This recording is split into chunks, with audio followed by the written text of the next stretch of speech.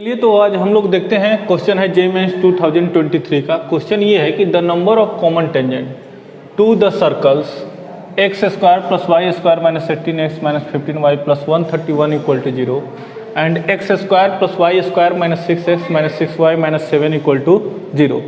इस क्वेश्चन में क्या करना है, हमारे पास दो सर्कल का इक्वेशन दिया हुआ है और हमको क्या करना है, number of common tangent find करना है। ठीक है, तो number of common tangent find करने के लिए सबसे पहले क्या करते हैं, कंडीशन डिफरेंट होता है, उसके लिए हमको क्या करना पड़ेगा, पहले सेंटर निकालना पड़ेगा। तो सबसे पहले ये क्या है, हमारा स्टैंडर्ड फॉर्म देखेंगे तो क्या हो जाएगा, ये हमारा हो जाएगा 2g equal to minus 18।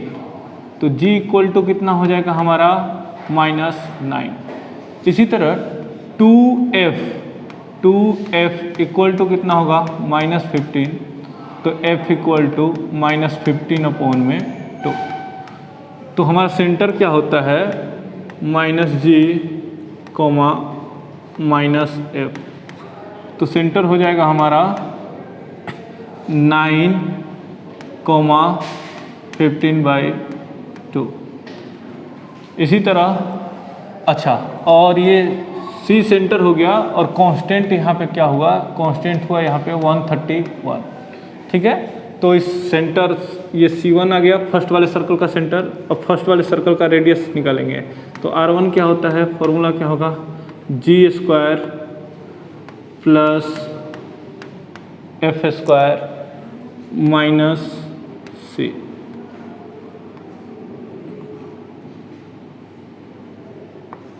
g square plus f square minus c होगा। ठीक है, तो हमारा g कितना है -9 का स्क्वायर प्लस f कितना है -15/2 का स्क्वायर। उसके बाद माइनस c कितना है हमारा 131। ठीक है, तो ये हमारा हो गया रेडियस 1 निकालेंगे, क्या हो जाएगा हमारा R1 equal to under root में 9 का 81 प्लस 15 का स्क्वायर कितना हो जाएगा 225/2 का स्क्वायर कितना होगा हमारा 4। ठीक है, माइनस 131। ठीक है, अगर इधर एलसीएम लेंगे तो क्या होगा हमारा, अगर एलसीएम लिया जाए तो हमारा क्या होगा 4 1 जा 4 4 8 जा 32 प्लस 225 माइनस 524। तो ये कितना हो जाएगा 324 प्लस 225 549 माइनस 524 25। तो हमारा ये हो गया रूट में 25/4। It means 5/2। तो इस सर्कल का सेंटर मिल गया C1 9,15/2 और R1 मिल गया 5/2। इसी तरह हम लोग क्या करेंगे,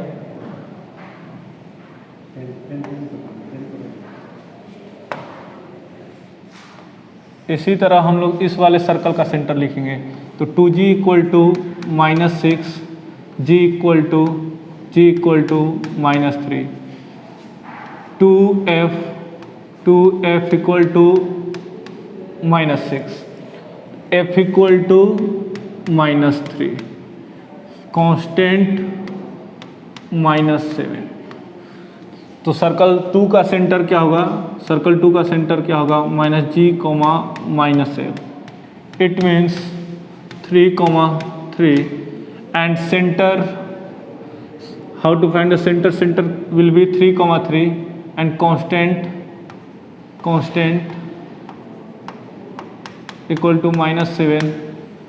radius R2 equal to g square plus f square minus c। तो g की जगह पर हम लोग क्या रखेंगे, -3 का स्क्वायर प्लस f की जगह पर -3 का स्क्वायर माइनस सी की जगह पर -7, तो माइनस माइनस +7, तो R2 कितना हो जाएगा हमारा 9 + 9 + 7 इक्वल टू √25 इक्वल टू 5। तो हमारा R1 हो गया 5/2, it means 2.5 and R2 will be 5।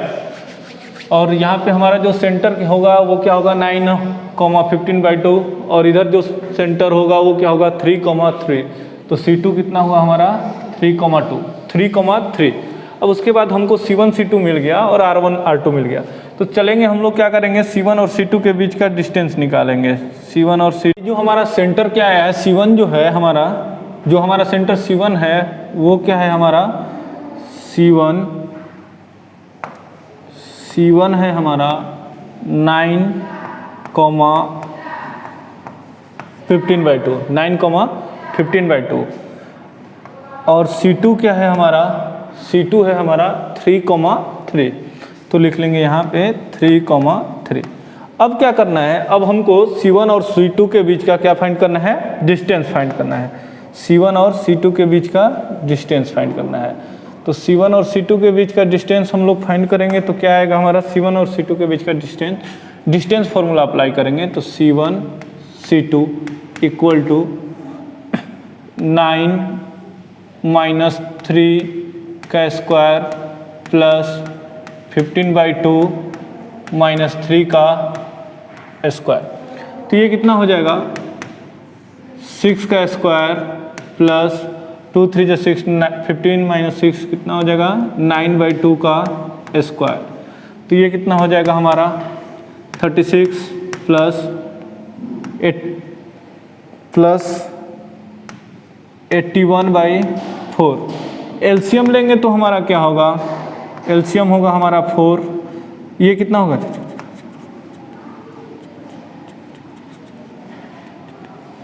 144 + 81। तो ये जो होगा हमारा कितना हो जाएगा यहाँ पे 225/4 कितना होगा हमारा C1 C2 √225/4। इसका मतलब कितना हो जाएगा 15/2। 15/2 का मतलब कितना हुआ 7.5। ठीक है, तो हम लोग का C1 C2 सेंटर के बीच का डिस्टेंस कितना आया 7.5। और अब हम लोग चेक कर लेंगे कि R1 कितना था, R2 कितना था। R1 हमारा 2.5 था, R1 हमारा 2.5 था और R2 हमारा कितना था 5 था। तो अब हमको क्या करना पड़ेगा, कंडीशन चेक करना पड़ेगा कि क्या होता है कंडीशन। तो जो C1 C2 का डिस्टेंस होगा C1 C2 वो हमारा हो गया 7.5 और R1 + R2। R1 हमारा कितना था, R1 हमारा था 2.5 और R2 कितना था 5। तो उसको लिख लेंगे हम लोग। तो R1 हमारा कितना होगा 2.5 प्लस R2 कितना था 5। तो ये कितना हो गया 7.5। तो अब हम लोग कंडीशन देखेंगे कि C1 और C2 और R1 + R2 दोनों का डिस्टेंस क्या है, सेम है। C1 C2 और R1 + R2 का डिस्टेंस सेम है।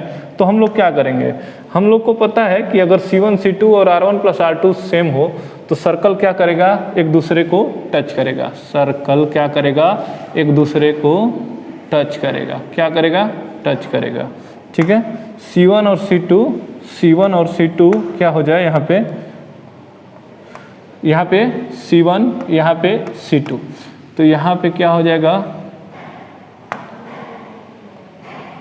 ये जो C1 और C2 के बीच का जो डिस्टेंस है वो 7.5 और R1 और R2।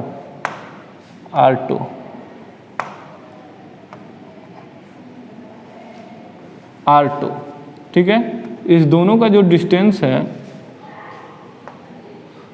R2, इस दोनों का डिस्टेंस क्या है, सेम है। मतलब अगर ये टोटल का टोटल कितना हो गया यहाँ से यहाँ तक का 7.5 R1 2.5 R2 5। इसका मतलब क्या होगा, सर्कल एक दूसरे को एक्सटर्नली टच करेगा। तो क्या होगा यहाँ पे सर्कल टच एक्सटर्नली। तो यहाँ पे नंबर ऑफ कॉमन टेंजेंट कितना होगा देखेंगे तो एक ऐसा टेंजेंट होगा, एक हमारा जो होगा वो ऐसा टेंजेंट होगा। तो ये दोनों हमारे कैसे टेंजेंट होंगे? Direct common tangent. और ये एक होगा जो हमारा होगा, ये होगा ये वाला, ये हमारा होगा ट्रांसवर्सल कॉमन टेंजेंट। ये होगा हमारा ट्रांसवर्सल कॉमन टेंजेंट और ये दोनों होगा हमारा direct common tangent, direct common tangent. तो एट लास्ट क्या है हमारा? एट लास्ट क्वेश्चन में ये पूछा है कि नंबर ऑफ कॉमन टेंजेंट कितना होगा। तो number of common tangent, number of common tangent जो होगा वो हमारा होगा 3 में कितना होगा? 2 direct common tangent plus 1 transversal common tangent. तो आंसर क्या होगा हमारा? 3।